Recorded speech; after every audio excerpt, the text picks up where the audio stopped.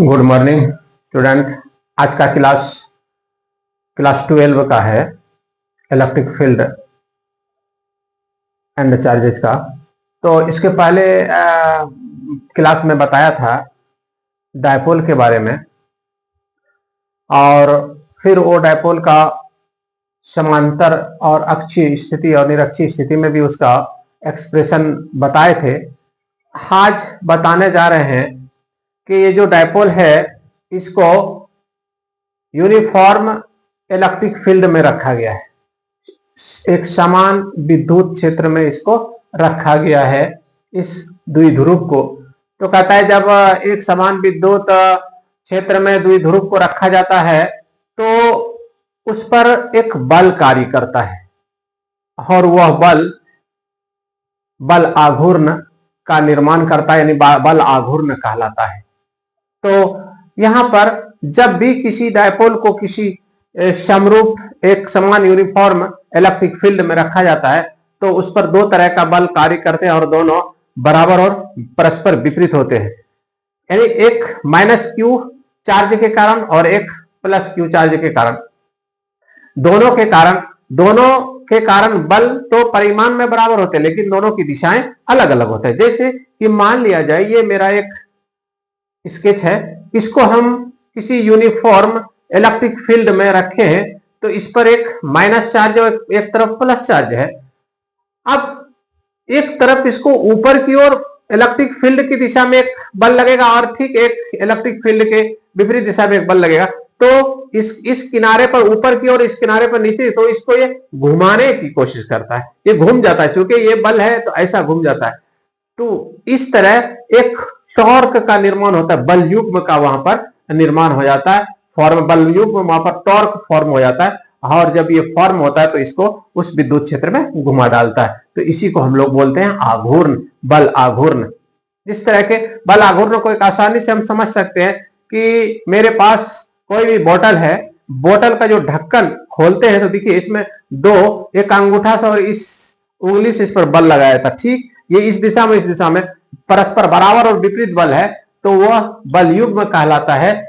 उसी तरह यहां पर भी जब हम किसी डायपोल को यूनिफॉर्म इलेक्ट्रिक फील्ड में जब रखते हैं तो उस पर बल युग्म टॉर्क एक्टिव होता है, टॉर्क कार्य करता है। कैसे, अब ये देखते हैं, यहां पर हम एक विद्युत क्षेत्र बनाते हैं, ये है, ये इलेक्ट्रिक फील्ड है,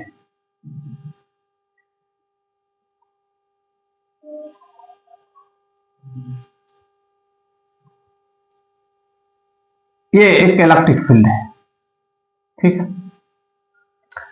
इसमें अब हम एक डायपोल को रखते हैं, ये देखिए डायपोल को रख दिए, ये माइनस क्यू और ये प्लस क्यू अब इसका है डायपोल और दोनों के बीच की दूरी 2a के बराबर है और इसका ये सेंटर पॉइंट यहां है ऊपर। तो कहता है कि इस पर दो तरह का, चूंकि इलेक्ट्रिक फील्ड ई है तो दो तरह का कार्य करता है। एक इलेक्ट्रिक फील्ड ये देखिए क्यू ई है, बल इस पर इधर की बल और एक इधर बल लगता है, दोनों बल परस्पर पैरेलल है, समांतर है। ये माइनस क्यू ई,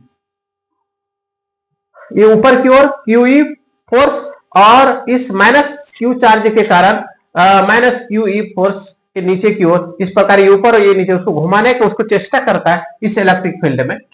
और ये 2a के बराबर है, ये दूरी जो देख रहे हैं ये 2a, तो आधी दूरी a के बराबर है। और यहां पर ये बल आघूर्ण P उत्पन्न है, वो बिंदु पर बल आघूर्ण P।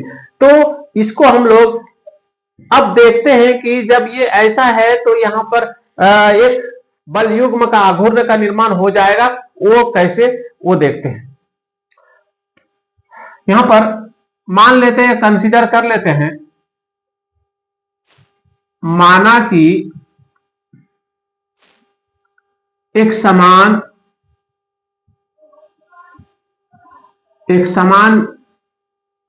विद्युत क्षेत्र E में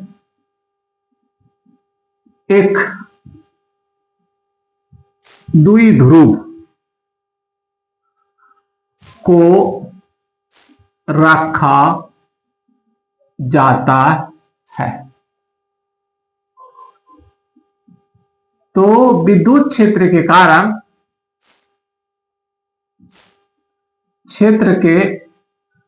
कारण माइनस क्यू पर माइनस क्यू ई बल एवं प्लस क्यू पर प्लस क्यू ई बल कार्य करता है जिसकी दिशा या जिसका परिमाण समान या बराबर एवं दिशा विपरीत होता है। दिशा विपरीत होता है। इस प्रकार जब दिशा विपरीत है और परिमाण में बराबर है, मैग्नीट्यूड अगर सेम है, तो ये यहां पर एक टॉर्क का निर्माण करेगा। विपरीत दिशा विपरीत होता है तो द्विध्रुव पर एक बल कार्य करता है या बल आघूर्ण कार्य करता है जो डायपोल को क्या करता है, घुमाने को, जो डायपोल को विद्युत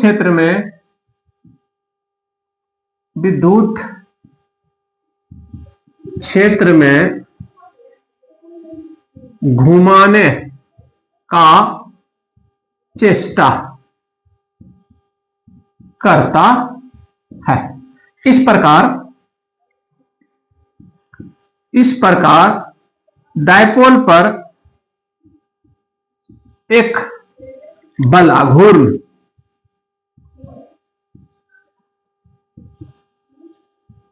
उत्पन्न हो जाता है। बल आघूर्ण उत्पन्न हो जाता है। अब जब बल आघूर्ण उत्पन्न होता है तो अब इसका ये देखिए, बल आघूर्ण क्या है, जिसको बल युग्म भी बोलते हैं, टॉर्क जो बोलते हैं, वह ये बल और इसके बीच की दूरी के गुणनफल के बराबर है। यानी जो लगने वाला बल और उस दोनों बलों के जो बीच की जो दूरी है उसके गुणनफल के बराबर होता है। तो बल आघूर्ण उत्पन्न हो जाता है। इस प्रकार फिर एक बार लिखिए, इस प्रकार बल आघूर्ण का परिमाण मैग्नीट्यूड ऑफ टॉर्क, तो बल गुना इसकी बीच की दूरी, बल तो क्यू ई है और बीच की दूरी है 2a, चूंकि इसकी दिशा के साथ 2a साइन थीटा।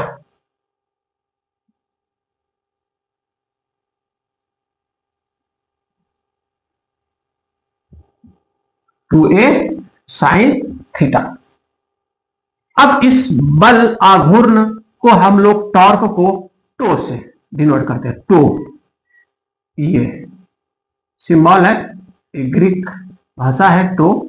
अब यहां पर हो गया 2aqe साइन थीटा। अब यहां पर इसको हम लोग ये देखते हैं, ये दोनों को एक साथ अगर ले लेते हैं तो ये बल आघूर्ण है, द्विध्रुव आघूर्ण है, तो इसको P से डिनोट करते हैं, PE साइन थीटा।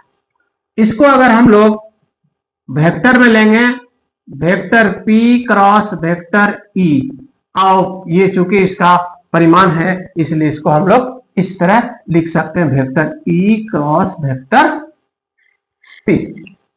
तो ये मेरा बल आघूर्ण निकल गया यहां पर। तो अब कहता है ये P और E, P क्या है, ये है आघूर्ण, द्विध्रुव आघूर्ण। जहां P बराबर यहां पर है, उसके पहले क्लास में हम बता दिए थे P बराबर Q इंटू 2a होता है। ये है आघूर्ण, आवेश गुना उसके लंबवत दूरी, उसके बीच की दूरी। ठीक है। अब यहां पर कहता है इसकी दोनों की दिशा P और E, यानी बल द्विध्रुव आघूर्ण डायपोल मोमेंट और इलेक्ट्रिक फील्ड दोनों का जो डायरेक्शन होगा वो डायरेक्शन किसी भी प्लेन के नॉर्मल प्लेन के अभिलंबत होगा। यहां P एवं E की दिशा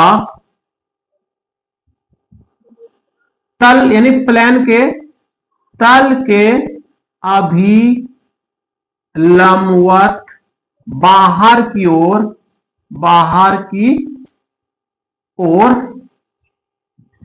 होता है। ओके, अब एक बात और ध्यान देना है कि चूंकि ये समरूप है और बल आघूर्ण में जब लगता है तो कुल बल आघूर्ण का जो योग होगा, जो परिमाण होगा, वो 0 के बराबर होगा। लेकिन ये चूंकि एक समान है, इसलिए इलेक्ट्रिक फील्ड, अगर ये इलेक्ट्रिक फील्ड और समान हो, यूनिफॉर्म ना हो, यूनिफॉर्मली ना हो, तब फिर क्या होगा? तो कहता है कि जब इलेक्ट्रिक फील्ड असमान हो तो वहां पर ये बल आघूर्ण जो लगता है, ये बल आघूर्ण यानी दोनों जो दो बल जो लगता है, एक ऊपर की ओर और एक नीचे की ओर, ये दोनों बलों का जो परिमाण होगा, कुल परिमाण, तो वो 0 नहीं होता है। क्योंकि विद्युत क्षेत्र असमान है, इसलिए अलग अलग जगह पर अलग अलग तरह का इसका परिमाण होगा, तो इसलिए कुल परिमाण इसका 0 नहीं होता, बल्कि 0 उत्तर होता है, यानी कि 0 कभी नहीं होता, कुछ ना कुछ आता है। तो वो चीज भी लिख देंगे नोट में, या यूं कहिए नीचे, यदि इलेक्ट्रिक फील्ड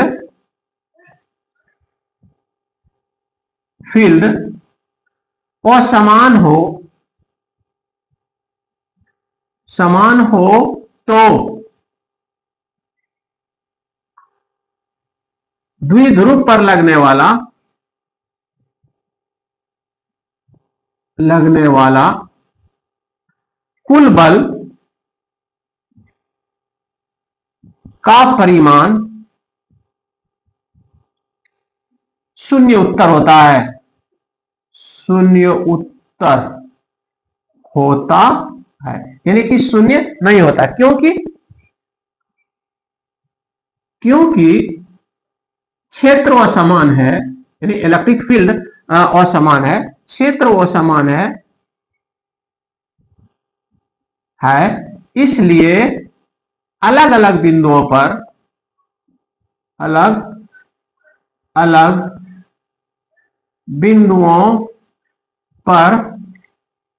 बल आघूर्ण असमान होता है, समान होता है, इसीलिए वो 0 उत्तर होता है, इसीलिए वो 0 नहीं होता है। तो यही मेरा है द्विध्रुव। किसी भी एक समान बाह्य क्षेत्र में किसी द्विध्रुव को विद्युत क्षेत्र में रखते हैं, तो वहां पर मेरा जो बल युग्म का आघूर्ण का बल युग्म जो हमको प्राप्त होता है, बल युग्म का आघूर्ण जो हमें प्राप्त होता है, वो होता है टो बराबर पी साइन थीटा और टो बराबर vector P cross vector E. ठीक है, आज का क्लास यहीं तक, फिर अगले क्लास में हम अगला चीज बताएंगे। थैंक यू, धन्यवाद।